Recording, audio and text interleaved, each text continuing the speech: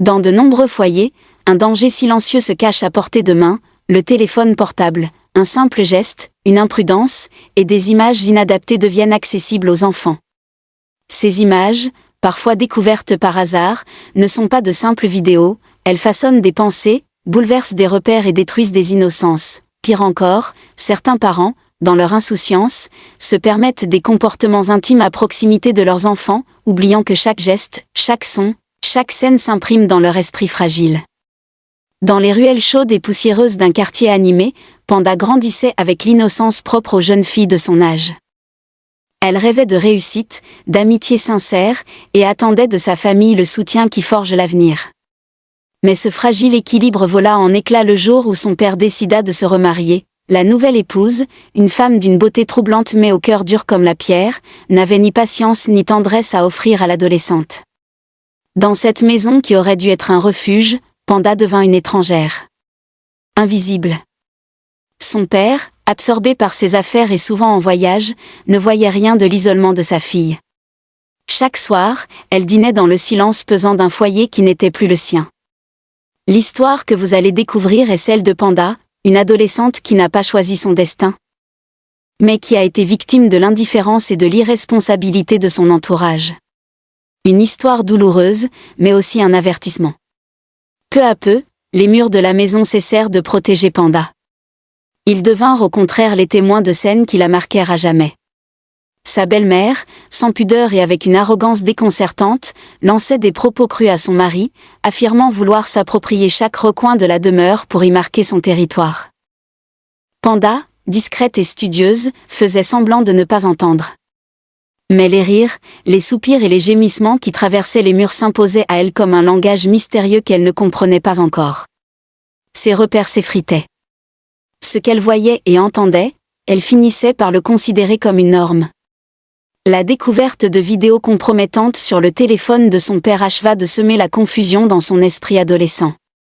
Elle y trouvait des images qu'elle n'avait pas les moyens d'analyser, mais qu'elle rangeait dans la catégorie des choses d'adultes qu'il fallait imiter pour être aimé. C'est dans cette fragilité que son ami d'école entra dans sa vie. Avec lui, Panda chercha à reproduire ce qu'elle avait absorbé, sans mesurer les conséquences.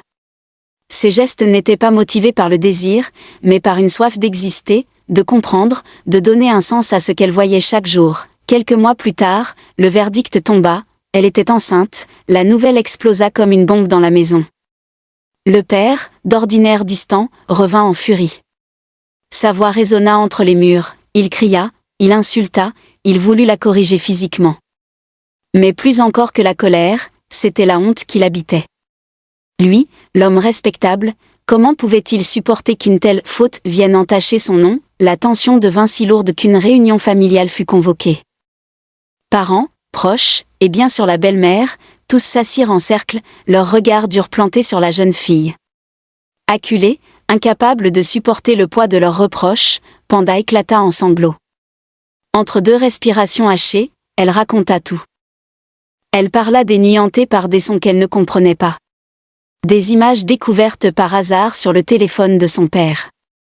Des gestes de sa belle-mère, arrogants et décomplexés, qui faisaient de la maison un théâtre d'impudeur. Elle dit comment son innocence avait été déformée, comment son esprit avait enregistré tout cela comme un mode de vie. « Ce n'est pas moi qui ai inventé ces choses, dit-elle la voix tremblante, c'est vous qui les avez déposées dans ma tête. Vous m'avez montré que c'était normal. » Un silence de plomb envahit la pièce. Les regards, un instant durs et accusateurs, se tournèrent alors vers le père et sa nouvelle épouse. Eux qui, par négligence et égoïsme, avaient façonné le destin brisé de Panda. Le père baissa la tête, incapable de soutenir les yeux humides de sa fille. La belle-mère détourna le regard, déstabilisée par la brutalité de la vérité. Panda n'était plus seulement une enfant égarée.